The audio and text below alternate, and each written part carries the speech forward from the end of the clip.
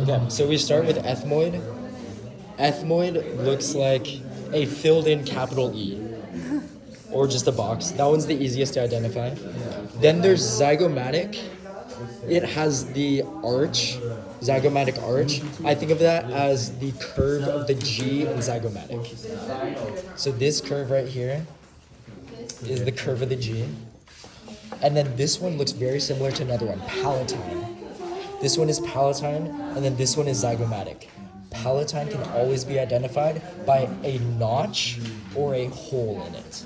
Zygomatic will not have that notch or hole. This one will always have either a hole or a notch, just depending on what model you're looking at. Then vomer has the V at the bottom of it. It's just V-shaped at the bottom.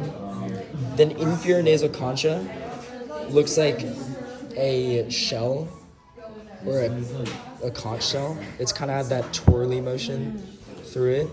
Okay, these last two are kind of tricky. There's lacrimal, and then nasal.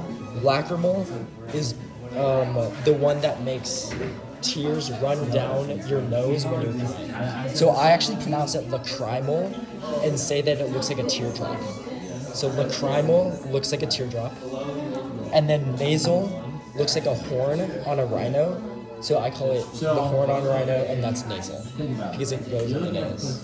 So really quick, once again, ethmoid is the box.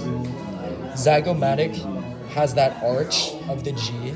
Palatine looks like zygomatic, but it has the notch or the hole. Vomer has the V at the bottom. Inferior nasal concha is conch-shaped, has that twirly kind of motion. Lacrimal or lacrimal is teardrop-shaped.